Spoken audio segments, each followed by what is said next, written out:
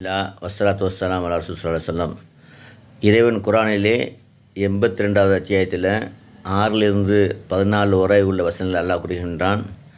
மனிதனே, உன்னுடைய கண்ணியமிக்க இறைவனை விட்டு உன்னை மயக்கியது எது? அவனுக்கு தொழுகாமல் அவனுடைய கட்டளைகளை ஏற்று நடக்காமல் ஏன் நீ மயங்கி நிற்கின்றாய்? அவன்தான் உன்னை படைத்தான், உன்னை ஒழுங்குபடுத்தினான், உன்னுடைய உறுப்புகளை அழகான முறையிலே பொருத்தினான். அப்படிப்பட்ட இறைவனுக்கு நீ மாறு செய்து கொண்டிருக்கின்றாய். மேல் மறிந்து கொள். உனது வலது பக்கம் இடது பக்கம் 2 பேர் எழுதிட்டு இருக்காங்க. உன்னுடைய விஷயத்தை கண்காணிக்கிறார்கள்.